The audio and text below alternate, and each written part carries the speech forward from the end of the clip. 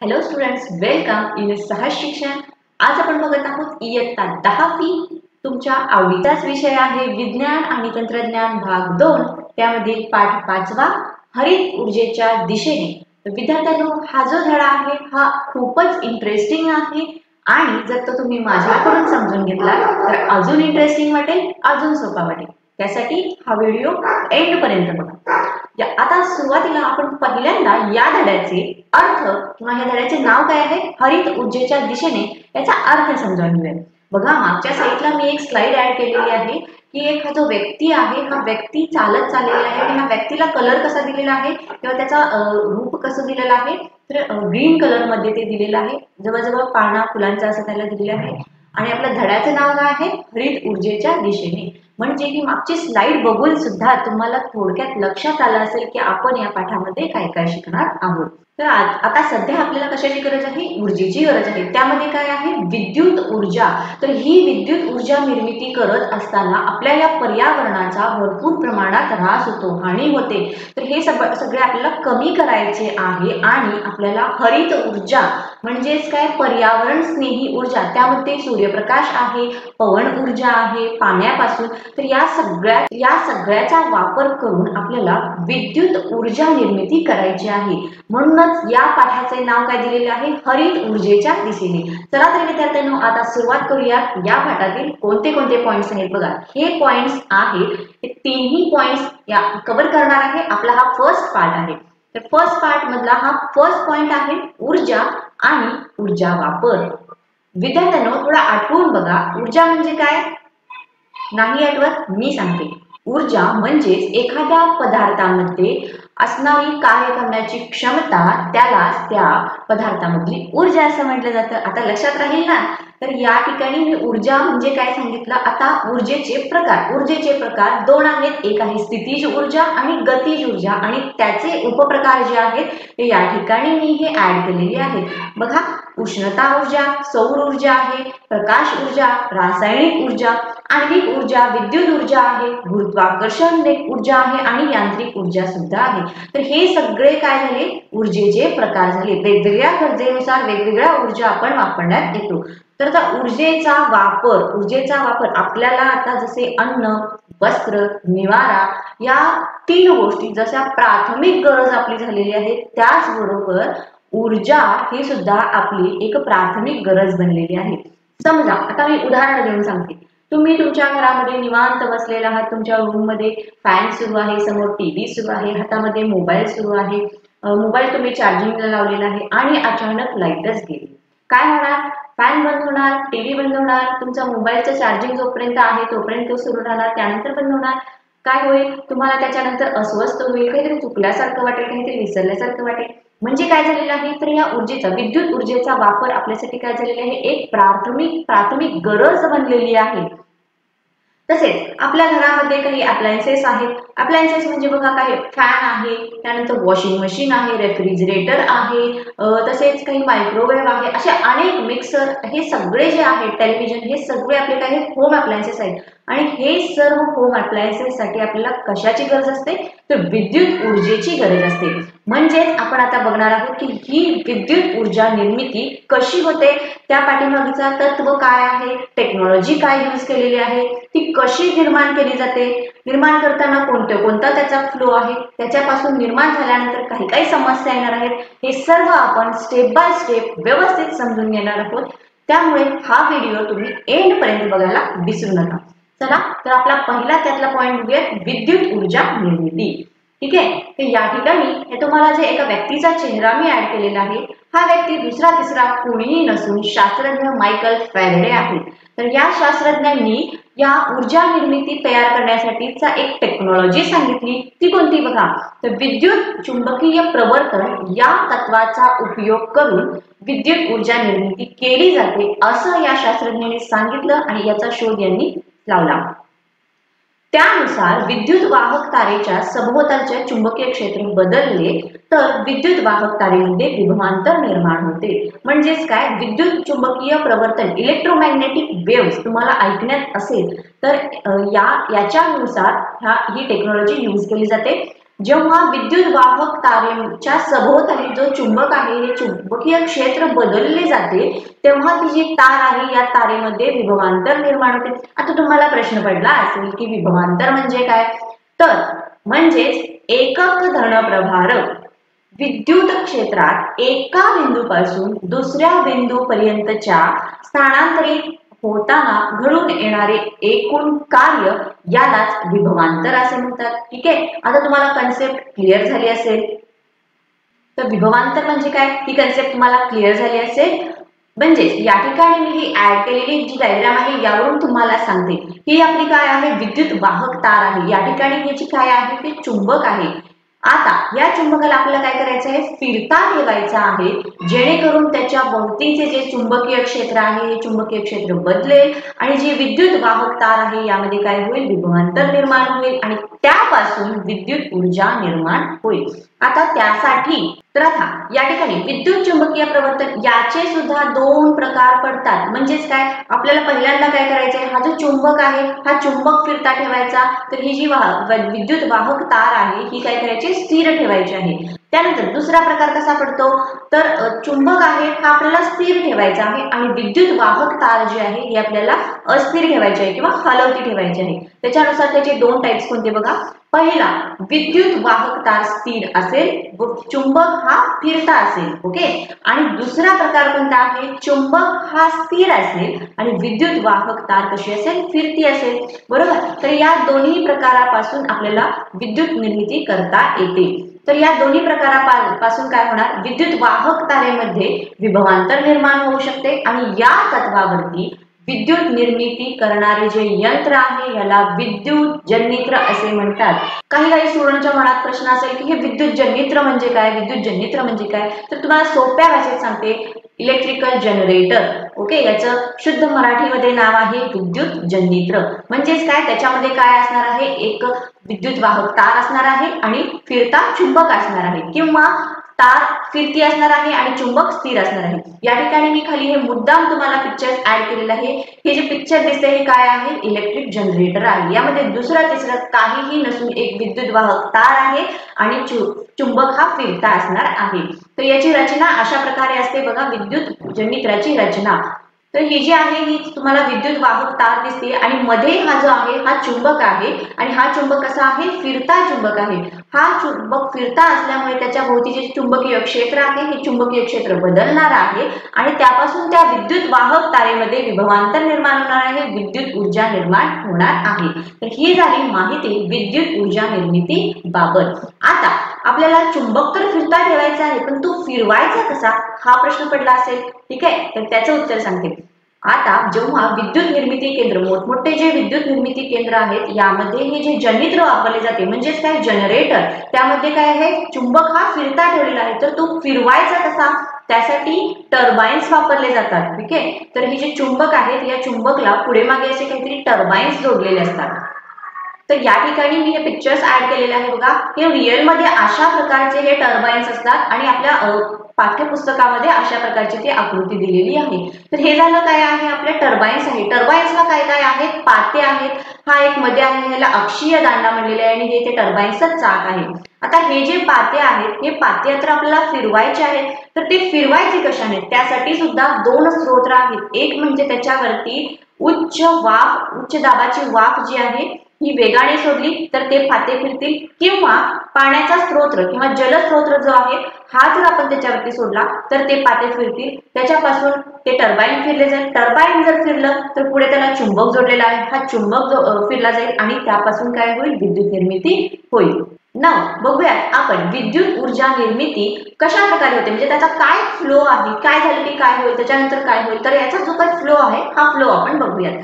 पहिल्यांदा काय दिलेलं आहे टर्बाइन फिरवण्यासाठी सुयोग्य ऊर्जा स्रोत म्हणजे मी मगाशी सांगितलं एकतर उच्च दाबाची वाफ जी आहे ही वाफ त्या टर्बाइनच्या पात्यांवरती सोडायची किंवा जलस्रोत आहे तो त्या पात्यांवरती सोडायचा जेणेकरून ते पाती फिरतील त्यामुळे टर्बाइन फिरेल आणि टर्बाइनला जोडलेले जे चुंबक आहे हे चुंबक फिरेल आणि त्यापासून पुन्हा विद्युत ऊर्जा निर्मिती होईल. आता पहिल्यांदा त्याच्यानंतर टर्बाइन कशाला जोडलेले आहे जननित्राला जोडलेले. जननित्र म्हणजे काय आहे त्याच्यामध्ये फिरता चुंबक आणि विद्युत वाहक तार आहे आणि जेव्हा चुंबक फिरेल, चुंबकाच्या भोवतीचं चुंबकीय क्षेत्र बदलेल, त्याच्यानंतर काय होणार आहे, विद्युत ऊर्जा निर्मिती होणार आहे. तर हा झाला एकूण थोडक्यात काय आहे, तर विद्युत ऊर्जा निर्मिती कशी होते त्याबद्दलची ही एक प्रवाह आकृती होती. ठीक आहे, लक्षात ठेवा, कारण ही आकृती आपल्याला परत परत उपयोगाला येणार आहे. आता विद्यार्थ्यांनो, आपण हे बघितलं की टर्बाईन्स तर फिरवावे लागतात, त्याच्यावरती जे पाते आहेत त्या पात्यांवरती सुयोग्य असे ऊर्जा स्रोत सुयोग अशा ऊर्जा स्रोताचा मारा केला जातो. म्हणजेच काय, एकतर वाफ आहे किंवा पाणी आहे. तर हे वाफ किंवा पाणी याच्यानुसार आता ऊर्जा निर्मिती करण्याचे सुद्धा प्रकार पडतात. तर त्यातला पहिला प्रकार आहे तो आहे औष्णिक ऊर्जेवरती आधारित विद्युत ऊर्जा निर्मिती केंद्र. आता ही औष्णिक ऊर्जा याच्यावरती काय करायचं आहे, आपल्याला जे पाते आहेत टर्बाईनचे, हे पाते फिरवायचे आहेत आणि त्यापासून पुढे जनित्रामधून विद्युत ऊर्जा निर्मिती करायची आहे. तर त्याची रचना कशी असेल हे बघा. पहिल्यांदा या ठिकाणी इंधन कोळसा म्हणून वापरलेला आहे. कोळसा जाळायचा म्हणजे कोळशाचे ज्वलन झाल्यानंतर काय होईल, जे पाणी आहे हे पाणी गरम होईल, त्या गरम पाण्यापासून वाफ निर्माण होईल आणि या वाफेचा जो स्रोत आहे हा या टर्बाईनच्या पात्यावरती दिला जाईल. त्यामुळे काय होईल, टर्बाईन फिरेल. टर्बाईन नंतर पुढे जनित्रामध्ये जे चुंबक आहे हा चुंबक फिरेल आणि त्यापासून पुढे विद्युत ऊर्जा निर्मिती होईल. आता जेव्हा ही वाफ या टर्बाईन वरती जाईल तेव्हा काय होणार आहे, ते वाफ जी आहे त्यामुळे पातं तर फिरणार आहे, परंतु जी उरलेली वाफ आहे या वाफेचं काय करायचं आहे, संगणन यंत्र वापरून त्या वाफेचं पुन्हा आपण पाण्यामध्ये रूपांतर करायचं आहे आणि ते पाणी पुन्हा बॉयलर मध्ये सोडायचे. परत त्या पाण्याची वाफ होणार, ही वाफ त्या टर्बाईन्स वरती जाणार, टर्बाईन फिरणार, उरलेली वाफ परत खाली येणार. अशा प्रकारचे हे एक सायकल सुरू राहील. म्हणजेच ही काय झाली, औष्णिक ऊर्जा याच्यावरती आधारित असणारी विद्युत ऊर्जा निर्मिती हा त्याचा एक फ्लो झाला. आता पुढे आपण डायग्राम नुसार बघूया किंवा त्याचा नेमका आराखडा कसा आहे हे बघूया. विद्यार्थ्यांनो, या ज्या कन्सेप्ट आहेत या अतिशय सोप्या आहेत, त्यामुळे तुम्हाला विद्यार्थ्यांनो या ज्या कन्सेप्ट आहेत या अतिशय सोप्या आहेत आणि मी तुम्हाला शिकवते म्हटलं परीक्षेमध्ये जर याच्यावरती कुठलाही प्रश्न विचारला तर बिनधास्त मी ज्याप्रमाणे सांगितलेले आहे त्याप्रमाणे तुम्ही लिहिलात, पैकीच्या पैकी मार्क मिळून जातील. औष्णिक विद्युत ऊर्जा निर्मितीचा आराखडा बघा. ही जी डायग्राम आहे थोडीशी किचकट आहे, पण तुम्ही जर याचा सराव केला तर नक्कीच ती तुम्हाला सोपी होईल.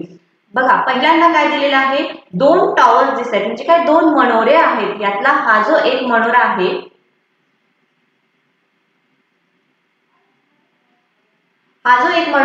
हा काय आहे, उंच मनोरा आहे आणि यातून जो धूर बाहेर पडत आहे हा कसा असणार आहे, तर खाली बघा इथे हा जो काय आहे बॉयलर आहे. बॉयलर मध्ये काय आपल्याला कोळसा किंवा जे इंधन आहे हे इंधन जाळल्यानंतर यामध्ये जे पाणी आहे हे पाण्याची वाफ होणार आहे. ओके, तर इंधन जाळल्यानंतर जो धूर बाहेर पडणार आहे हा धूर बाहेर पडण्यासाठी हा एक टॉवर आहे किंवा हे एक मनोरा जोडलेला आहे. तर इकडे हा जो टॉवर आहे हा टॉवर काय आहे, जे आपले संगणन करणारा जो भाग आहे या संगणन करणाऱ्या भागामधून जे वाफ होणार या वाफेचं कन्वर्ट आपण पाण्यामध्ये करतो, तर त्यातून जी बाष्प किंवा उष्ण हवा आहे ती बाहेर पडण्यासाठी हा एक काय आहे, मनोरा दिलेला आहे. चला तर आता बघूयात आपण स्टेप बाय स्टेप औष्णिक विद्युत निर्मितीमध्ये नेमकं काय काय घडतं.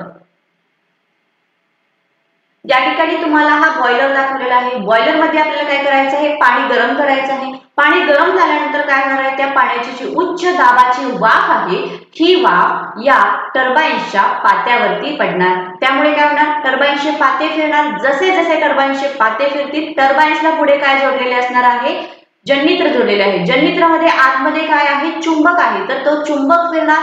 चुंबक फिरल्यानंतर तिथे चुंबकीय क्षेत्र सुद्धा बदलले जाईल आणि त्यापासून पुढे विद्युत निर्मिती होईल. ठीक आहे, हे झालं आपलं विद्युत निर्मिती. आता जेव्हा या गरम पाण्याची उच्च दाबाची वाफ आपण या टर्बाईन्स वरती सोडणार, त्यानंतर काय होणार, ती जी वाफ आहे त्यामध्ये थोडासा जी उष्णता आहे उष्णता कमी होईल. ती वाफ पुन्हा आपण या ठिकाणी हा संगणन करणारा जो भाग आहे इथे हे कूलिंग टॉवर म्हणलेला आहे या ठिकाणी ती वाफ आपण पाठवणार. त्या वाफेचे पुन्हा पाण्यामध्ये रूपांतर करणार आणि ते पाणी पुन्हा या ठिकाणी आपण असं पंप वगैरे वापरून पुन्हा ते बॉयलर मध्ये सोडलेलं आहे. ठीक आहे, तर तुम्हाला लक्षात आलं असेल या ठिकाणी औष्णिक विद्युत निर्मितीमध्ये काय काय होतं. जो बॉयलर जोडलेला आहे या बॉयलर मध्ये काय असणार आहे, पाणी गरम केलं असणार आहे. तर हे पाणी कशाच्या आधारावर गरम करणार आहोत आपण, तर इंधन जाळणार आहोत. हे इंधन जाळल्यामुळे त्यातील पाणी गरम होणार. त्या गरम पाण्याची उच्च दाबाची जी वाफ आहे ही वाफ त्या टर्बाईन वरती सोडणार. टर्बाईन्स मधले जे चाक फिरले की काय होणार, जनरेटरला जोडलेले आहे, जनरेटरमध्ये विद्युत ऊर्जा निर्मिती होणार. आता जी उरलेली वाफ आहे ती उरलेली वाफ आपण काय करणार, या ठिकाणी हा कूलिंग टॉवर आहे, या कूलिंग टॉवर थ्रू ती पाण्याची वाफेचे रूपांतर पाण्यामध्ये करणार आणि तिथून जे थंड झालेले पाणी आहे हे पुन्हा या बॉयलर मध्ये सोडणार. तर हा झाला औष्णिक विद्युत निर्मितीचा आराखडा. तर यासाठी सुद्धा मी एक छोटासा शॉर्ट व्हिडिओ ऍड केलेला आहे. बघा, असे व्हिडिओ बघितल्यामुळे तुम्हाला जी ही कन्सेप्ट आहे ही 100% लक्षात राहावी यासाठी हा शॉर्ट व्हिडिओ मी ऍड केलेला आहे. बघा, या ठिकाणी हा इंधन जाळलेले आहे आणि पाणी इथे पाणी गरम होताना दिसते. या ठिकाणी ही वाफ तयार होताना दिसते आणि ही वाफ इथे जातीये. त्यामुळे काय होते, टर्बाईन्स फिरतायत. टर्बाईन्स फिरल्यामुळे पुढे इथे हे जनरेटर आहे. जनरेटर मध्ये मॅग्नेट सुद्धा फिरते. त्यापासून काय होणार आहे, विद्युत निर्मिती होणार आहे आणि ती इकडे सप्लाय केली जाणार आहे. आता उरलेली जी वाफ आहे इथे कूलिंग टॉवर दिलेला आहे. या कूलिंग टॉवर मध्ये त्या वाफेचं रूपांतर पाण्यामध्ये होईल आणि पुन्हा ते पाणी या बॉयलर मध्ये जाईल. ठीक आहे, समजलं हे? वळूयात पुढे. औष्णिक विद्युत निर्मिती केंद्र. आता यामध्ये जी ऊर्जा आहे या ऊर्जेचं रूपांतर कसं होत गेलं हे बघूयात, किंवा याचा फ्लो कसा आहे हे बघूयात. कोळशामधील रासायनिक ऊर्जा, कोळसा जाळला आपण, ठीक आहे, तर या कोळशामध्ये काय असते, रासायनिक ऊर्जा असते. ह्या रासायनिक ऊर्जेचं रूपांतर कशामध्ये झालं, औष्णिक ऊर्जेमध्ये झालं. आता औष्णिक ऊर्जेमध्ये झाल्यानंतर त्याच्यापासून काय निर्माण झाली, वाफ निर्माण झाली. म्हणजेच काय झालं, त्याचं रूपांतर पुन्हा वाफेतील गतीज ऊर्जेमध्ये रूपांतर झालं. गतीज ऊर्जा, कारण वाफ ही याला वाफेला काय असते, गती असते, त्यामुळे त्याला वाफेतील गतीज ऊर्जा म्हणलं. नेक्स्ट, ही गतीज ऊर्जा पुढे टर्बाईन्स मधील गतीज ऊर्जेमध्ये रूपांतर झालं. म्हणजे वाफेमुळे काय झाले, टर्बाईन्स फिरले, टर्बाईन्सचे पाते फिरते झाले, त्यामुळे ती ऊर्जा कुठे गेली, पुन्हा टर्बाईन्स मधील गतीज ऊर्जामध्ये. आणि पुन्हा ही टर्बाईन्स मधली जी गतीज ऊर्जा आहे ही कुठे गेली, जनरेटरमध्ये गेली आणि जनरेटरमध्ये निर्माण काय झालं, विद्युत ऊर्जा निर्मिती झाली. ठीक आहे, हा झाला त्याचा, म्हणजे त्याच्यामध्ये जी ऊर्जा होती या ऊर्जेचा फ्लो कसा कसा होत गेला हे या फ्लो डायग्राम थ्रू सांगितलेलं आहे. आता आपण बघितलं की इंधन जे आहे, इंधन ज्वलन केल्यामुळे पाणी तापवलं आणि त्याच्यापासून वाफ निर्माण केली आणि या वाफेपासून टर्बाईन फिरवण्यात आली. तर याच्यापासून सुद्धा जरी आपल्याकडे या प्रकारची जी पद्धत आहे ही जास्त प्रमाणात वापरली जाते, परंतु त्याच्यापासून सुद्धा काही प्रॉब्लेम्स आहेत, काही समस्या आहेत. त्या कोणत्या आहेत आपल्याला बघायच्या आहेत, कारण जर आपल्याला समस्या समजल्या तरच आपण त्या कमी करण्याचा प्रयत्न करूयात. त्यामुळे पहिल्यांदा समस्या बघूयात. समस्या काय आहेत, कोळशाच्या ज्वलनाने होणारे हवेचे प्रदूषण. जर आपण कोळसा जाळला तर त्यापासून काय होणार आहे, हवेचे प्रदूषण होणार आहे. कोळशाच्या ज्वलनाने carbon dioxide, sulphur oxide, nitrogen oxide यासारखे आरोग्यास घातक वायू वातावरणामध्ये उत्सर्जित होतात. जर कोळशाचे अपूर्ण ज्वलन झाले तर त्यापासून सुद्धा कार्बन मोनॉक्साईड तयार होतो. हा सुद्धा आपल्या शरीराला घातक वायू असतो. त्याचबरोबर कोळशाच्या ज्वलनानंतर किंवा कोळसा जाळल्यानंतर त्यामधून काही वायू उत्सर्जित होतात. या वायू उत्सर्जित होत असताना त्यातून काही बारीक बारीक सूक्ष्म कण सुद्धा हवेमध्ये पसरतात. त्यामुळे काय होतात, श्वसनाचे गंभीर आजार उद्भवू शकतात. हा झाला दुसरा प्रॉब्लेम. तर तिसरा प्रॉब्लेम काय आहे, तर हे जे कोळशाच्या खाणी आहेत किंवा जे आपण इंधन वापरतो, हे जे इंधनाच्या ज्या खाणी आहेत या इंधनाच्या खाणी कशा आहेत, मर्यादित स्वरूपात आहेत. म्हणजे भूगर्भातील त्यांचे जे साठे आहेत हे मर्यादित आहेत. भविष्य काळामध्ये जेव्हा विद्युत निर्मितीसाठी अशा कोळसा वापरण्यात येईल तेव्हा त्याच्या वापरावरती मर्यादा येतील. म्हणजेच काय होईल, ते कोळसे जसे त्याचे जे साठे आहेत किंवा खाणी आहेत त्यामधला जो त्यांचे प्रमाण आहे हे संपत गेले तर भविष्यामध्ये मात्र विद्युत निर्मितीसाठी कोळसाचा जो उपलब्ध आहे याच्यावरती मर्यादा येतील, ते आपल्याला कमी प्रमाणात वापरावे लागतील. आता बघूया भारतातील काही प्रमुख औष्णिक ऊर्जा आधारित विद्युत निर्मिती केंद्र आणि त्याप्रमाणे त्यांची क्षमता मेगावॅट मध्ये किती असेल हे बघूया. तर भारतामध्ये बघा, विंध्यनगर हे मध्य प्रदेश मध्ये आहे. त्याची निर्मिती क्षमता किती आहे, 4760 मेगावॅट इतकी त्याची क्षमता आहे. तसेच मुंद्रा आहे ती गुजरात मध्ये आहे, त्याची निर्मिती क्षमता आहे. बघा, तुम्ही हा चार्ट बघून घेऊ शकता. तर या ठिकाणी मी सुद्धा या ठिकाणी तर या ठिकाणी मी पिक्चर सुद्धा काही ऍड केले. तर हे पिक्चर्स आहेत तमणार, हे जे पिक्चर आहे हे तमणार आहे, छत्तीसगड राज्यामधील महाराष्ट्रातील चंद्रपूर या ठिकाणी असलेला हा प्रोजेक्ट आहे. तर याची क्षमता किती आहे? 3340 मेगावॅट इतकी याची क्षमता आहे. ठीक आहे विद्यार्थ्यांनो, तर पहिला हा पॉइंट जो आहे हा तुम्हाला समजला असेल असं गृहीत धरून मी आता पुढच्या पॉइंटकडे जाते. पुढचा पॉइंट आहे तो आहे अणु ऊर्जेवर आधारित विद्युत ऊर्जा निर्मिती केंद्र. तर आता मगाशी आपण काय बघितलं, औष्णिक ऊर्जेवरती म्हणजे इंधन जाळायचं, त्याच्यापासून उष्णता निर्माण होणार, ती उष्णता आपण पाण्याला देणार, त्याच्यापासून वाफ निर्माण होणार, हे झालं औष्णिक ऊर्जेवरती. आता आपण बघत आहोत अणु ऊर्जेवरती. अणु ऊर्जेवरती म्हणजेच यामध्ये आपण अणूंचा वापर करणार आहोत. अणु रेणू माहिती आहे ना, त्यामधलेच अणू. ठीक आहे, तर यामध्ये युरेनियम आणि प्लुटोनियम यांचा वापर करून त्यांचे जे केंद्रक आहेत या अणु केंद्रकाचे आपण विखंडन करणार आहोत आणि त्यामधून जी ऊर्जा बाहेर पडणार आहे या ऊर्जेचा वापर करून पाणी गरम करणार आहोत. या पाण्याच्या वाफेवरती ती जी वाफ आहे ही टर्बाइन्स वरती सोडणार आणि तिथून पुढे जनरेटरमध्ये चुंबक फिरणार आणि मग विद्युत ऊर्जा निर्मिती होणार. ठीक आहे, तर याची रचना बघूयात.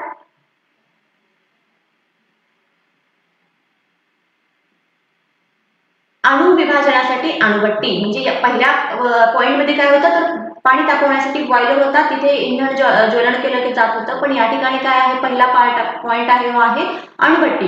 अणुभट्टीमध्ये अणूचे विभाजन केले जाते. युरेनियम आणि प्लुटोनियम हे दोन आहेत, त्यांचे विभाजन केले जाते आणि त्याच्यापासून उष्णता निर्माण केली जाते.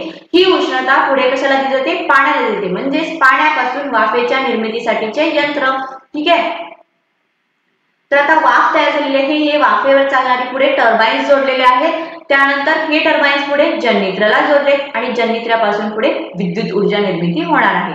आता यामध्ये सुद्धा आपल्याला संगणक यंत्र वापरलेले आहे. संगणक यंत्र जसे पाण्यापासून वाफ तयार झाली, ही वाफ टर्बाइन वरती सोडली आणि पुन्हा त्यातून जी उरलेली वाफ आहे किंवा कमी दाबाची जी वाफ आहे ही वाफ पुन्हा या संगणक यंत्रामध्ये येणार आहे, कूलिंग टॉवर मध्ये येणार आहे. तिथे त्या वाफेचे पाण्यामध्ये रूपांतर होणार आणि पुन्हा ते पाणी या ठिकाणी जे पाणी आपण तिथे गरम केलेले आहे बॉयलर मध्ये, तिथे ते पुन्हा आपण ऍड करणार आहोत. अशा प्रकारे हा त्याचा काय आहे, एक प्रकारचा फ्लो आहे. बघूया आपण त्याच्या या आराखड्यानुसार.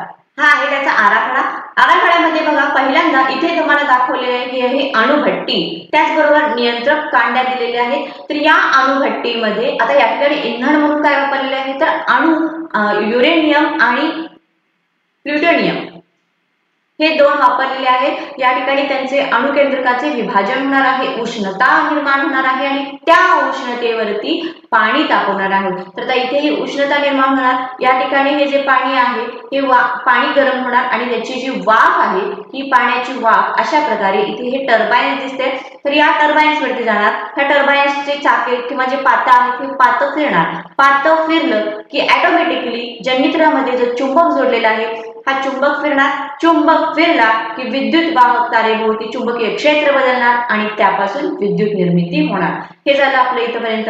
आता इथपर्यंत ही आपण काय बघितलं मगाशी की पाण्याची वाफ टर्बाइन्स वरती येते. जेव्हा हे टर्बाइन फिरणार त्यानंतर काय होणार, याची जी वाफेची जी काही उष्णता आहे किंवा त्याचा जो दाब आहे हा दाब कमी होणार. त्यामुळे ही जी वाफ आहे ही वाफ आपण पुन्हा कलेक्ट करणार आणि ती अशी आपण या कूलिंग टॉवर मध्ये सोडणार. कूलिंग टॉवर मध्ये काय होणार, त्या वाफेचं रूपांतर पाण्यामध्ये होणार. पुन्हा ते थंड पाणी हळूहळू इकडून जाऊन आपल्याला पुन्हा या बॉयलर मध्ये ऍड होणार. तर हा झाला त्याचा आराखडा किंवा त्याचे हे वर्किंग अशा प्रकारे असणार आहे.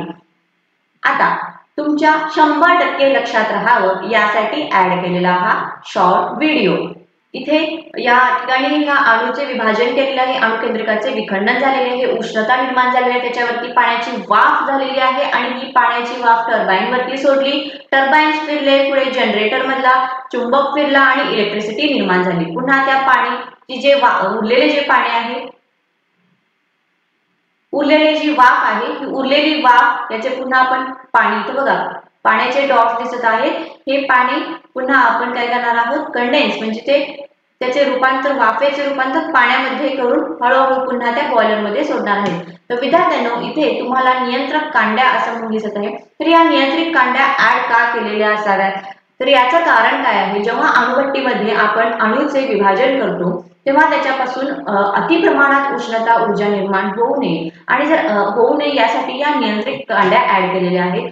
जर समजा नियंत्रित कांड्या बसवल्याच नाही तर काय होईल, तर अणूपासून जी उष्णता ऊर्जा निर्माण होणार आहे ही ऊर्जा जास्त प्रमाणात निर्माण होईल आणि त्यापासून काही अपघात होण्याची शक्यता असते. तर असे अपघात होऊ नये म्हणून त्या ठिकाणी एक नियंत्रण व्हावं किंवा एक कंट्रोलिंग व्हावं यासाठी त्या नियंत्रक कांड्या बसवलेल्या असतात. तर या अणुविद्युत केंद्रामध्ये ऊर्जेचे रूपांतरण कसे होते याचा हा फ्लो चार्ट आहे किंवा फ्लो डायग्राम. बघा, पहिला अणुतील जी ऊर्जा आहे ही ऊर्जेचे रूपांतर कशामध्ये होते, औष्णिक ऊर्जेमध्ये होते. आता ही जी औष्णिक ऊर्जा आहे याच्यामुळे काय होते, पाणी गरम होते, त्याच्यापासून वाफ होते, त्याचे रूपांतर कशामध्ये होते, वाफेतील गतीज ऊर्जेमध्ये त्याचे रूपांतर होते. ही जी गतीज ऊर्जा आहे पुढे कुठे जोडली जाते, टर्बाइन्स वरती सोडली जाते, त्यामुळे त्याचे रूपांतर कुठे होते, टर्बाइन्स मधील गतीज ऊर्जेवरती होते आणि या गतीज ऊर्जेचे रूपांतर पुन्हा विद्युत ऊर्जेमध्ये होते. तर हा झाला त्यातील ऊर्जा रूपांतरणाचा फ्लो चार्ट. आता मगाशी आपण बघितलं की अणुचे विखंडन होते किंवा अणुकेंद्रकाचे विभाजन होते, म्हणजेच नेमकं काय होतं आणि ती प्रक्रिया कशी होते हे बघूया. स्टुडंट्स, ही जी अणुविखंडन प्रक्रिया कशी होते याच्यावरती एक्झाम मध्ये क्वेश्चन विचारण्याचे जास्त चान्सेस आहेत, त्यामुळे ही प्रोसेस जरा व्यवस्थित लक्ष देऊन बघा. मी या ठिकाणी एक पिक्चर्स ऍड केलेला आहे, तर एक छोटा शॉर्ट व्हिडिओ सुद्धा ऍड केलेला आहे, त्याद्वारे मी समजावून सांगते. पहिल्यांदा आपल्याला माहिती आहे युरेनियम हा किती आहे, 235 असतो. याच्यावरती जर न्यूट्रॉनचा मारा केला तर त्याचे रूपांतर कशामध्ये होणार आहे, युरेनियम 236 मध्ये होणार आहे. आता युरेनियम 236 हा जो आहे हा कसा आहे, अत्यंत अस्थिर आहे, त्यामुळे त्याच्यापासून बेरियम आणि क्रिप्टॉन यांच्यात विखंडन होऊन 3 न्यूट्रॉन्स बाहेर पडतात. बघा, बेरियम आणि क्रिप्टॉन यांचे विखंडन होऊन त्यापासून 3 हे न्यूट्रॉन बाहेर पडलेले आहेत. त्याचबरोबर 200 MeV इतकी ऊर्जा यामधून बाहेर पडलेली आहे. आता यापासून पुन्हा 3 न्यूट्रॉन्स तयार झालेले आहेत, तर हे पुन्हा 3 न्यूट्रॉन्स या पुन्हा 235 युरेनियम वरती मारा करतील, त्याच्यापासून पुन्हा 236 मध्ये त्याचं रूपांतर होईल, पुन्हा काय होईल, बेरियम आणि क्रिप्टॉन तयार होईल, त्याचबरोबर त्याच्यापासून पुन्हा 200 MeV इतकी ऊर्जा बाहेर पडेल. म्हणजे ही एक प्रकारची काय झाली, साखळी तयार झाली. एकदा जर युरेनियम 236 मधून बेरियम क्रिप्टॉन बाहेर पडले, 3 न्यूट्रॉन बाहेर पडले, तर ते 3 न्यूट्रॉन पुन्हा पुढचे 3 युरेनियम वरती मारा करणार, तिथून पुन्हा 3 वेळेला ऊर्जा निर्माण होणार. ठीक आहे, तर अशी ती एक प्रकारची साखळी होत जाते. आता ही अशी ऊर्जा निर्माण होत जाते, या ऊर्जेवरती काहीतरी नियंत्रण ठेवायला हवं, म्हणूनच त्या अणुभट्ट्यांमध्ये ते कंट्रोलिंग रॉड्स किंवा नियंत्रित कांड्या बसवलेल्या असतात. तर वरती इथं मी शॉर्ट व्हिडिओ सुद्धा ऍड केलेला आहे. युरेनियम 235 वरती जर न्यूट्रॉनचा मारा केला तर त्याच्यापासून बेरियम आणि क्रिप्टॉन तयार होतो, त्याचबरोबर 3 न्यूट्रॉन्स तयार होतात आणि हे न्यूट्रॉन्स बरोबर 200 MeV इतकी ऊर्जा सुद्धा त्यातून बाहेर पडते. आता बघूया या अशा प्रकारची ऊर्जा निर्माण केल्यामुळे कोणकोणत्या समस्या निर्माण होतात. तर त्यामध्ये पहिली समस्या, अणु ऊर्जा निर्मिती केंद्रामधून अधिक इंधनाचे अणुविखंडन झाल्यानंतर त्यापासून जे तयार होणारे पदार्थ आहेत, म्हणजे जे वेस्टेज आहे, हे वेस्टेज जे पदार्थ आहेत हे पदार्थ कसे आहेत, धोकादायक आहेत. त्यामधून काही आण्विक प्रारणे बाहेर पडतात आणि अशा पदार्थांच्या किंवा ह्या आण्विक कचरा म्हणूयात आपण, या कचऱ्याची विल्हेवाट लावायची कशी हा प्रश्न शास्त्रज्ञांच्या समोर पडलेला आहे.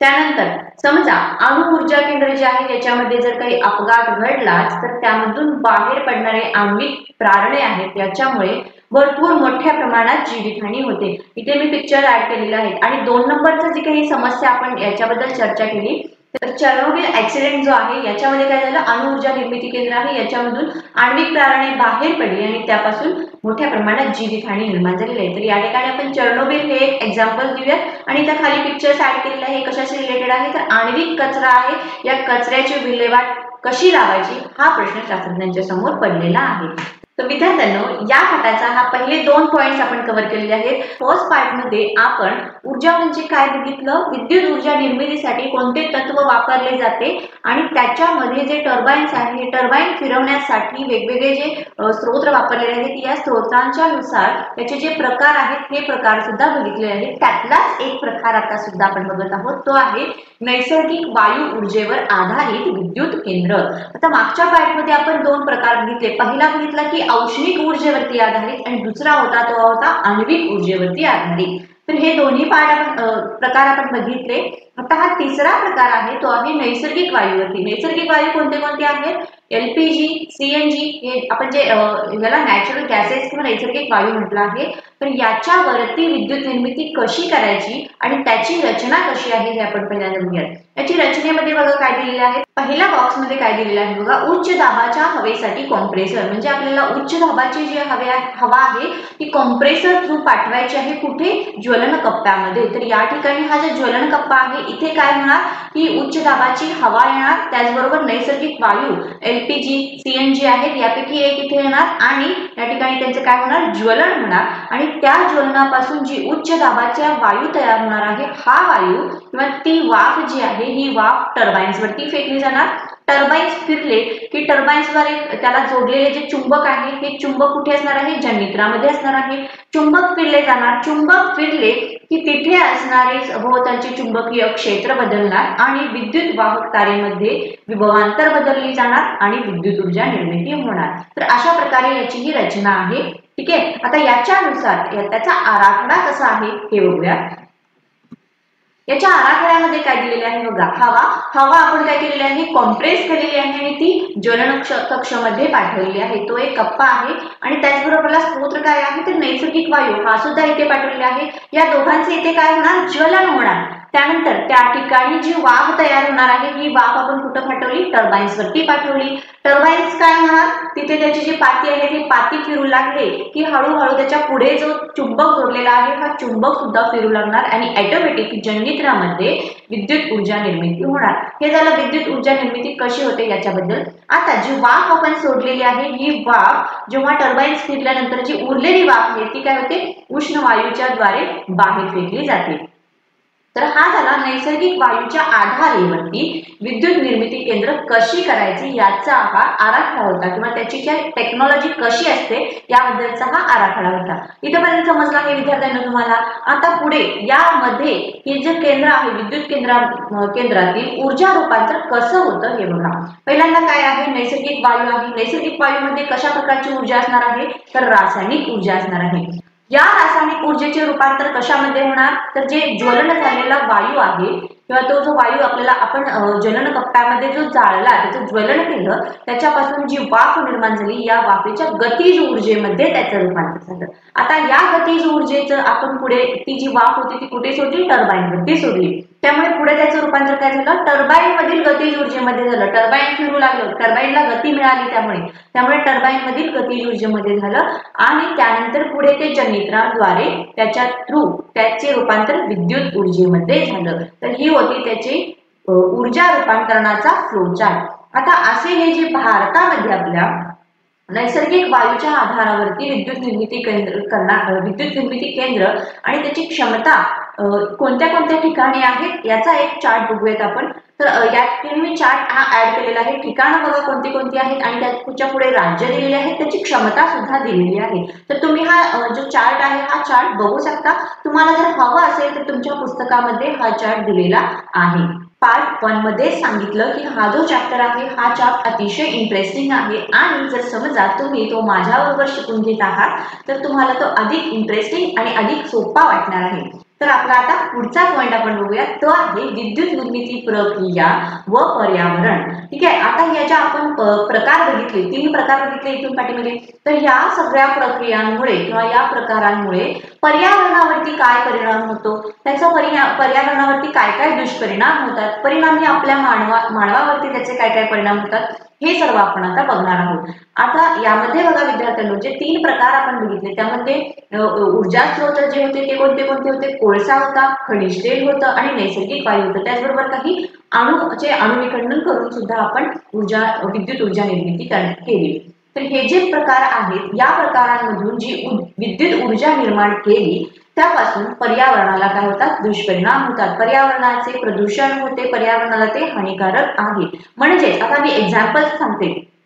कोळसा, आपण ऊर्जा स्रोत कोळसा म्हणून वापरला, कोळशाचे ज्वलन केले, त्याच्यापासून पाणी गरम करून जी वाफ आहे ही वाफ टर्बाईन वरती सोडली, टर्बाईन फिरले आणि त्याच्यापासून पुढे विद्युत ऊर्जा निर्माण झाली. तर या ठिकाणी जेव्हा आपण कोळसाचे ज्वलन केले त्यापासून जो बाहेर पडणारे वायू होते त्यामध्ये कार्बन डायऑक्साईड होता. जर कोळशाचे ज्वलन किंवा कोळसा हा अपूर्णपणे त्याचं ज्वलन झालं तर त्यापासून कार्बन मोनॉक्साईड बाहेर पडतो.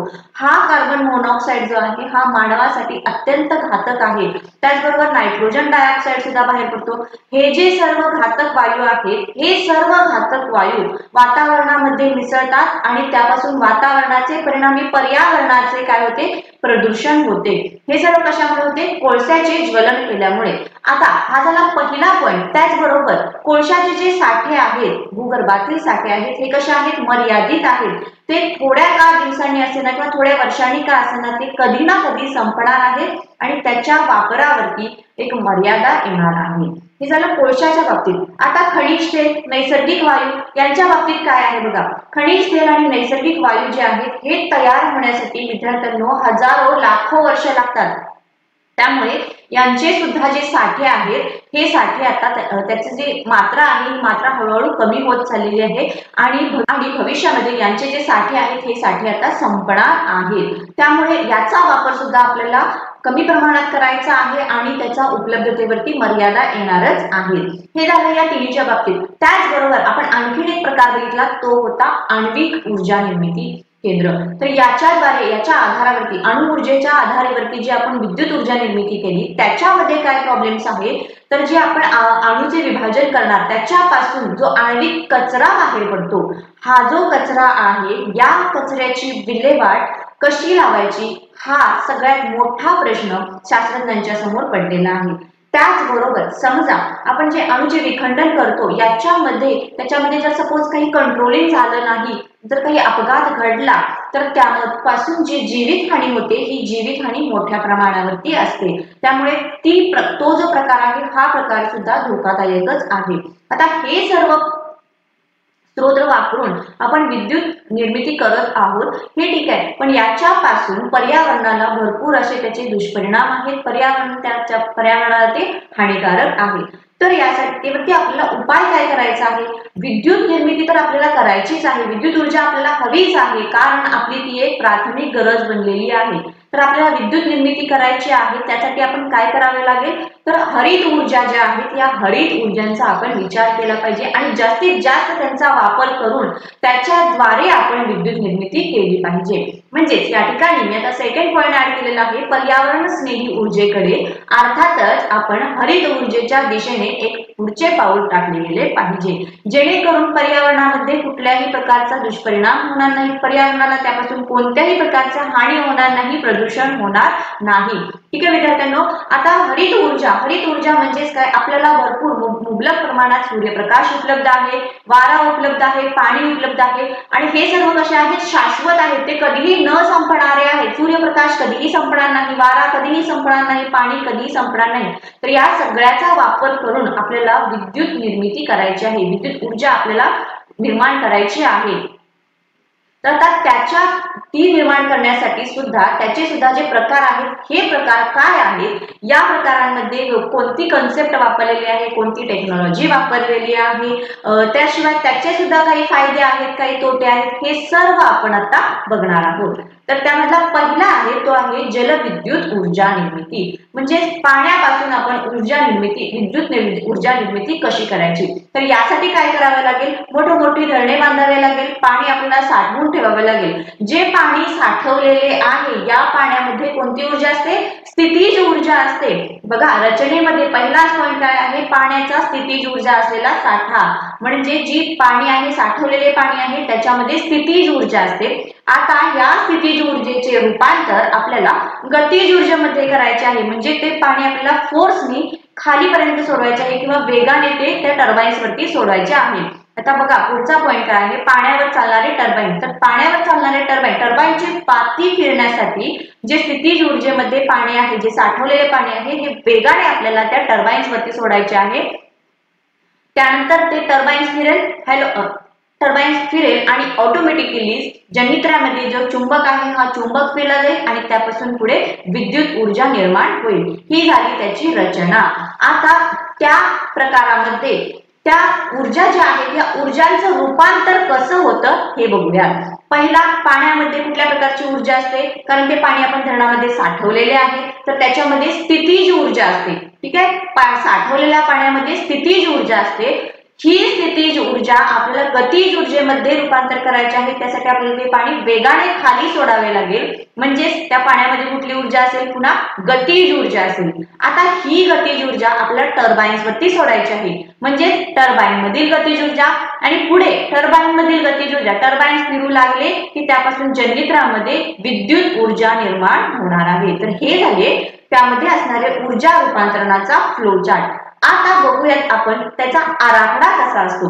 विद्यार्थ्यांनो, मी तुम्हाला सांगितलं होतं की हा जो चॅप्टर आहे हा खूपच इंटरेस्टिंग आहे. तुम्हाला प्रत्येक पॉइंट हा इंटरेस्टिंग वाटेल. ठीक आहे, चला तर आता आपण याचा बघूयात आराखडा कसा आहे. आराखड्यामध्ये बघा काय दाखवलेले आहे. इकडच्या साईडला ही तुम्हाला इथे ही भिंत दिसत आहे, ही धरणाची भिंत आहे आणि इकडे हा पाणी साठवलेला आहे. आता ह्या साठवलेल्या पाण्याची जी काही ऊर्जा आहे ही स्थितीज ऊर्जा आहे. तसेच इथे पॉइंट सुद्धा दिलेले आहेत, उंचीनुसार ते पॉइंट दिलेले आहेत ए, बी आणि सी. तर या ठिकाणी हे धरण दिलेले आहे आणि धरणाची इथे ही एक झडप किंवा ही अशी भिंत दाखवली आहे. जेव्हा आता पुढे बघा इकडच्या साईडला खालच्या बाजूला टर्बाईन्स बसवलेले आहे. टर्बाईन्सला वरती ऑटोमॅटिकली जे काही जनरेटर आहे या जनरेटरमध्ये चुंबक फिरवण्यासाठी त्याची कनेक्शन्स वगैरे केलेले आहेत आणि पुढे इलेक्ट्रिसिटी जनरेट केलेली आहे. तर ते कशी बघा, जेव्हा या ठिकाणी हे जो झडप आहे किंवा हा जो दरवाजा आहे हा दरवाजा उघडला जाईल, इथे जो पाण्याचा सोर्स आहे या पाण्याचा सोर्स इथून असा खाली वेगाने वाहायला सुरू होईल. जेव्हा पाणी हा वेगाने वाहायला सुरू होईल, इथे जे हे टर्बाईन्स बसवलेले आहेत टर्बाईन्सची पाती फिरायला लागतील. टर्बाईन्सची पाती फिरले की इथे वरती हा चुंबक जोडलेला आहे, चुंबक सुद्धा फिरायला लागेल आणि आतमध्ये विद्युत चुंबकीय क्षेत्र निर्माण होईल आणि इलेक्ट्रिसिटी जनरेट होईल.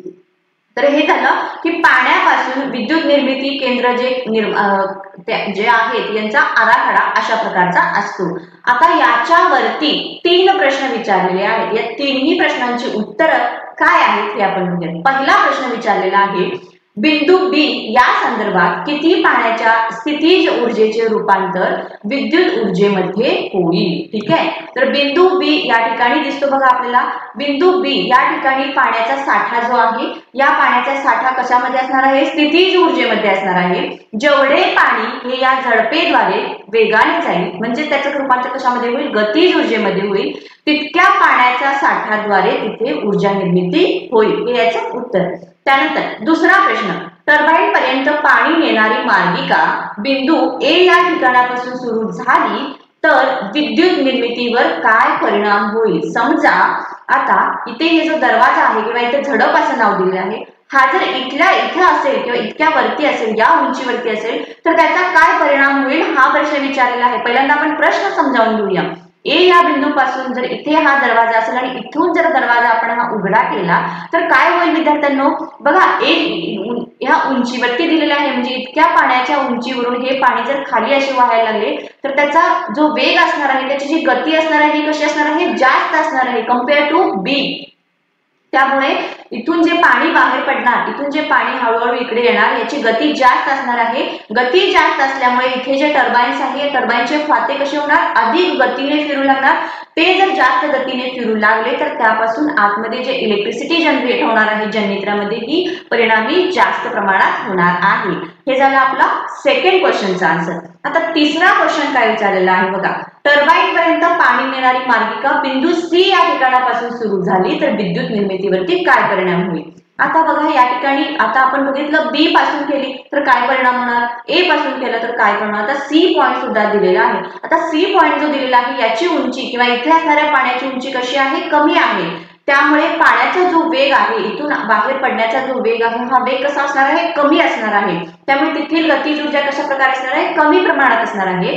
त्यामुळे इथून जे पाणी बाहेर पडणार, हे पाणी हळूहळू बाहेर पडणार. त्यामुळे इथे टर्बाईन्स बसवलेले आहेत. टर्बाईन्सचे जे पाते आहेत हे कशी फिरणार, हळूहळू फिरणार.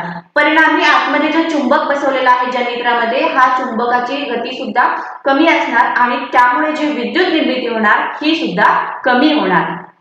ठीक आहे विद्यार्थ्यांनो, तर या तिन्ही प्रश्नांची उत्तरं तुम्हाला व्यवस्थित समजली असतील असं मी गृहीत धरते. आता आपण बघूया पुढचा पॉइंट. तर ह्या जे जलविद्युत निर्मिती आहेत याचे काय काय फायदे आहेत हे बघूया. त्यामध्ये पहिला फायदा काय आहे की ही जी विद्युत निर्मिती आपण केली किंवा हे जे केंद्र आहेत याच्यापासून कुठल्याही प्रकारची पर्यावरणाला हानिकारकता होत नाही, किंवा त्याच्यापासून कुठल्याही प्रकारचे दुष्परिणाम होत नाही, कुठल्याही प्रकारचे प्रदूषण होत नाही. कारण या ठिकाणी आपण कुठलेच इंधन वापरलेले नाही, कुठल्याच इंधनाचे ज्वलन सुद्धा केलेले नाही. हा झाला त्याचा पहिला फायदा. आता दुसरा फायदा काय आहे बघा. धरणात जर पुरेसे पाणी साठा असला तर तेव्हा त्या ठिकाणी वीज निर्मिती करणे हे शक्य असते. हा झाला दुसरा. तिसरा फायदा काय असणार आहे, जेव्हा वीज निर्मिती करतो त्यावेळेला ते जे धरणात पाणी आहे हे पाणी आपण इतर कारणासाठी सुद्धा वापरले जाऊ शकते. जर ते पाणी इतर कारणासाठी वापरले तर त्याचा इतका फार मोठा परिणाम त्या विद्युत निर्मिती केंद्रावरती होत नाही. कारण पावसाचे पाणी पडले की ऑटोमॅटिक ते धरण पुन्हा भरते, पुन्हा वीज निर्मिती शक्य होते. तर हे झाले त्याचे 3 फायदे. आता जसे फायदे आपण बघितले तसेच त्याच्या काही समस्या सुद्धा आहेत, त्याच्याशी रिलेटेड काही प्रॉब्लेम सुद्धा आहेत, हे सुद्धा आपण डिस्कस करूया. त्यातला पहिला म्हणजे काय, तर आपण आता पाणी हे मोठ्या प्रमाणात साठवलेले आहे, त्यासाठी मोठमोठी धरणे बांधलेली आहेत. तर ही धरणे बांधण्यासाठी जागा लागणार आहे. त्यामुळे या साठवलेल्या पाण्यामुळे त्याच्या पाठीमागची जी जागा आहे, जी मोठी जमीन आहे, जी त्या ठिकाणी असणारी गावे आहेत, ही गावे विस्थापित होऊ शकतात. कारण त्या गावांमध्ये राहणारे जे लोक आहेत त्यांची त्या ठिकाणी घरे असतात, त्यांची त्या ठिकाणी शेत जमिनी असतात. ओके, तर या लोकांचा जो तिथे जे लोक आहेत या लोकांना दुसरीकडे हलवले जातात किंवा त्याला पुनर्वसन असं म्हणतात. तर हा पुनर्वसनाचा जो मोठा प्रश्न आहे, हा प्रश्न सरकारसमोर उभा राहतो. त्याचबरोबर कारण जे त्या ठिकाणी लोक राहिलेले असतात त्या खेडेगावामधली किंवा त्या गावामधली लोक सहजासहजी आपले गाव सोडून, आपले घर सोडून किंवा तिथे त्यांचं जे शेत जमीन असते हे सोडून बाहेरच्या गावी जाण्यासाठी किंवा दुसरीकडे जाण्यासाठी ते तयार नसतात. त्यामुळे तो एक मोठा प्रश्न असतो. तसेच त्या ठिकाणी समजा सुपीक जमीन असेल, एखादं जंगल असेल तर हे सर्व तिथे येणाऱ्या पाण्याखाली जाऊ शकतं. हा झाला त्याचा पहिला प्रॉब्लेम. तर दुसरा प्रॉब्लेम काय आहे, आपण धरणामध्ये जे पाणी साठवतो हे पाणी कसे आहे, वाहते नसून ते साठवलेले आहे. त्यामुळे काही वेळा त्यामध्ये जे जलचर आहेत हे जलचर किंवा तिथे जी सजीव सृष्टी आहे यांच्यावरती विपरीत परिणाम होऊ शकतो. तर इथे मी 2 पिक्चर्स ऍड केलेले आहेत. हा आपला आहे की जे लोक आहेत त्या लोकांचा पुनर्वसनाचा प्रश्न आहे किंवा ते पुनर्वसित विस्थापित होऊ लागलेले आहेत. आणि दुसरा म्हणजे तिथे जे धरणामध्ये जे पाणी साठवलेले आहे, या साठवलेल्या पाणी बॅकवॉटर जे असतं, या बॅकवॉटरमध्ये जे सजीव सृष्टी आहेत, काही जलचर आहेत, हे जलचर काही कारणामुळे तिथे मृत होऊ शकतात. तर हे त्याच्या समोरचे काही प्रॉब्लेम्स आहेत. आता बघूयात अशी भारतामधले कोणते कोणते जलविद्युत केंद्र आहेत आणि त्याची निर्मिती क्षमता किती आहे. तर या ठिकाणी मी चार्ट ऍड केलेला आहे, ठिकाण दिलेलं आहे, राज्य दिलेलं आहे आणि क्षमता दिलेली आहे. तर पहिला आहे उत्तराखंड मधील टेहरी हे ठिकाण आहे, त्याची क्षमता आहे 2400 मेगावॅट. इथं पहिलं पिक्चर मी या ठिकाणी ते ऍड केलेलं आहे. दुसरं आहे ते आहे कोयना डॅम, महाराष्ट्रामधले हे आहे, त्याची क्षमता जी आहे ती आहे 2960 मेगावॅट. हे जे दुसरं पिक्चर ऍड केलेलं आहे हे आहे कोयना डॅमचं आहे. त्यानंतर तिसरा आहे आंध्र प्रदेश मधील श्रीशैलम, याची जी क्षमता आहे ही 1670 मेगावॅट इतकी आहे. हे तिसरं पिक्चर याचं आहे. आणि चौथा आहे नॅप्ता जाफरी, हिमाचल प्रदेश या राज्यामधील हा प्रोजेक्ट आहे. याची जी क्षमता आहे ही आहे 1500 मेगावॅट. ठीक आहे, तर हे सर्व पिक्चर्स आणि हा जो चार्ट आहे हा तुम्ही व्यवस्थित बघून घ्या. चला तर आता पुढच्या पॉइंटकडे वळूया. पुढचा पॉइंट आपला आहे पवन ऊर्जेवर आधारित विद्युत निर्मिती. आपण आता बघितलं जलविद्युत निर्मिती केंद्र कशा प्रकारे असतात, पवन ऊर्जेवरती आधारित बघूयात. या ठिकाणी जी रचना असणार आहे ती रचना पहिल्यांदा समजून घेऊयात, त्यानंतर त्याचा आराखडा कसा असतो हे बघूयात. पहिल्यांदा विशिष्ट वेगाने वाहणारे वारा. हे जो वारा आहे हा हवेवर फिरणारे मोठी मोठी पाते असलेले टर्बाईन बसवले, म्हणजे जे टर्बाईन्स असतात या टर्बाईन्स वरती मोठी मोठी पाते बसवलेले असतात आणि हे पाते जसा जसा वारा येईल तसे ते हल्ले जातात आणि त्याद्वारे टर्बाईन्सला जोडलेले जनरेटर आहे त्यामध्ये विद्युत ऊर्जा निर्मिती होते. ही त्याची झाली रचना. आता त्याचा आराखडा अशा प्रकारे असतो बघा. जसा वाऱ्याचा फ्लो असेल, वाऱ्याचा जसा हवा दिशा असेल त्याच्यानुसार इथे ही जी पाती बसवलेली आहे ही पाती फिरणार आणि त्याद्वारे पुढे काही कनेक्शन केलेले आहे, शाफ्ट जोडलेला आहे, बेअरिंग बसवलेले आहेत, गिअरबॉक्स बसवलेले आहेत, ही त्याची जोडणी केलेली आहे आणि त्याद्वारे पुढे हे जी पाती आहे या पात्याला जोडून पुढे जननित्राला जोडलेले आहे. आतमध्ये जननित्रामध्ये काय असतं, चुंबक असतो आणि तो चुंबक फिरला की तिथे चुंबकीय क्षेत्र निर्माण होऊन विद्युत निर्मिती होते. हा जो खाली दिलेला आहे हा काय आहे, मनोरा, आधारासाठी दिलेला असा तो मनोरा आहे. तर हा आपण बघितला त्याचा आराखडा कसा असतो. तर आता त्यामध्ये ऊर्जेचे रूपांतर कसे होते आणि त्याचा फ्लोचार्ट कसा असतो हे बघूया. पहिल्यांदा वाहते वारे आहे, या वाहत्या वाऱ्यामध्ये कोणती ऊर्जा असणार आहे, ऑफकोर्स गतिज ऊर्जा असणार आहे. ही गतिज ऊर्जेचे रूपांतर टर्बाइन्स मधल्या गतिज ऊर्जेमध्ये होणार आणि त्यानंतर विद्युत ऊर्जेमध्ये रूपांतर होणार आणि आपली विद्युत ऊर्जा निर्माण होणार आहे. तर आता पवन ऊर्जेवरती आधारित विद्युत निर्मिती केंद्र जे बसवलेले असतात हे आपल्या पृथ्वीपासून वरती जसा जसा वाऱ्याचा फ्लो असेल किंवा वेग असेल याचा अभ्यास करून किंवा तिथं जो भौगोलिक आराखडा आहे याचा अभ्यास करून त्या पवनचक्क्या बसवलेल्या असतात. आता म्हणजेच काय, तर समुद्रकिनारी जी बसवलेली पवनचक्की असते ही थोड्या उंचावरती बसवलेली असते, कारण समुद्रकिनारी जो हवेचा वेग असतो हा हवेचा वेग अगदी वेगाने असतो, जास्त असतो. त्यामुळे तिथे जी पात्यांची लांबी असते ही सुद्धा लांब लांब लांब पाते बसवलेले असतात आणि त्या ठिकाणी जे जनरेट होणारी इलेक्ट्रिसिटी आहे याची क्षमता सुद्धा जास्त असते, जवळजवळ 6000 ते 7000 किलोवॅट इतक्या प्रमाणात ती असते.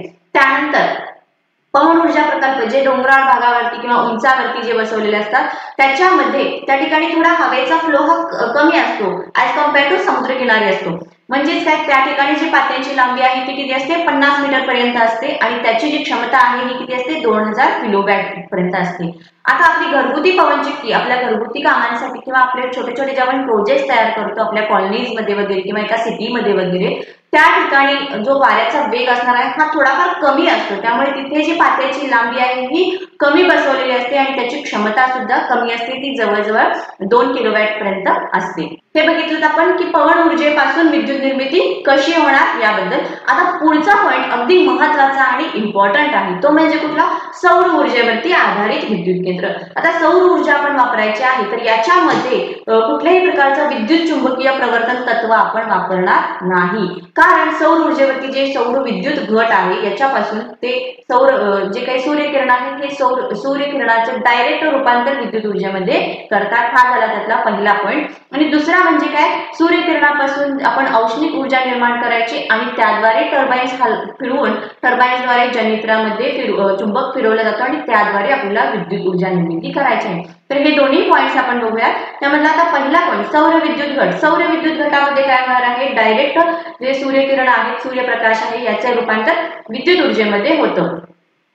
म्हणजे बघा खाली रचना दिलेली आहे, सूर्यकिरणातील प्रकाश ऊर्जा जी आहे त्याच्यामध्ये फोटोव्होल्टाईक परिणाम होतो आणि त्याच्याद्वारे त्याचे दिष्ट विद्युत म्हणजेच काय डीसी, डायरेक्ट डीसी करंट आपल्याला मिळतो. आता ही जी प्रक्रिया आहे आपल्याला डायरेक्ट डीसी व्होल्टेज किंवा दिष्ट विद्युत ऊर्जा मिळते, याला फोटोव्होल्टाईक परिणाम असं सुद्धा म्हणतात. तुम्हाला परीक्षेमध्ये कदाचित 2 मार्काला विचारू शकतात की फोटोव्होल्टाईक परिणाम म्हणजे काय, तर त्या ठिकाणी तुम्ही सांगा की सूर्यकिरणातील जी प्रकाश ऊर्जा आहे याच्यापासून डायरेक्ट दिष्ट विद्युत ऊर्जा निर्माण होते आणि ही जी प्रक्रिया आहे याला फोटोव्होल्टाईक परिणाम असे म्हणतात. ठीक आहे विद्यार्थ्यांनो, आता पुढच्या पॉइंट कडे वळूयात. तर आपला जो सौर घट आहे या ठिकाणी बघा, या सौर घट हा जो पहिला घट तुम्हाला दिसतो याला आपण सौर घट असं म्हणलेलं आहे. घट 1,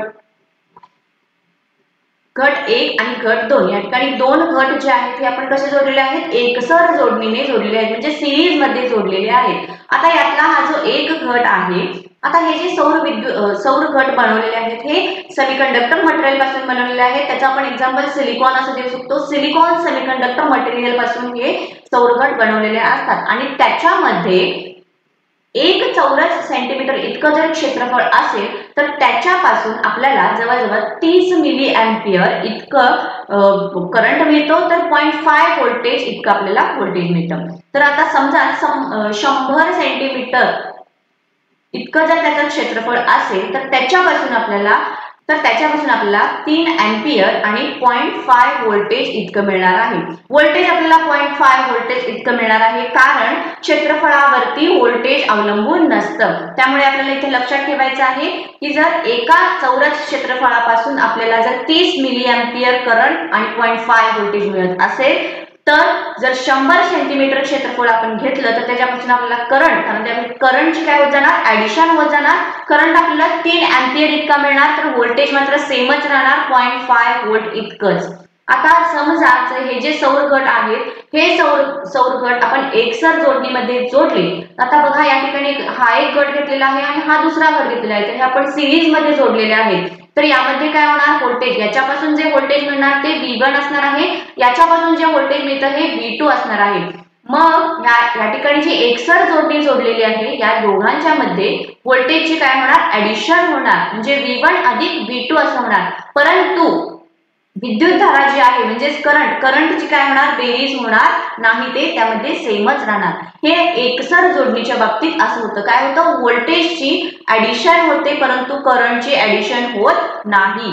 आता सौर गट जर समांतर जोडणीमध्ये जोडले तर मात्र काय होणार, या ठिकाणी करंट I1 आणि करंट I2 तुम्हाला दिसतो. बघा समांतर जोडणीमध्ये जोडलेले आहेत, म्हणजेच या ठिकाणी या टाइप्स मध्ये काय होणार, तर करंटची काय होणार, बेरीज होणार, परंतु व्होल्टेज हे सेम राहणार. व्होल्टेज या ठिकाणी V1 या ठिकाणी V2 असणार आहे, परंतु व्होल्टेज हे सेम राहणार, करंटची मात्र ऍडिशन होणार. हे झालं एकसर जोडणीमध्ये कसं होणार आणि समांतर जोडणीमध्ये कसं होणार.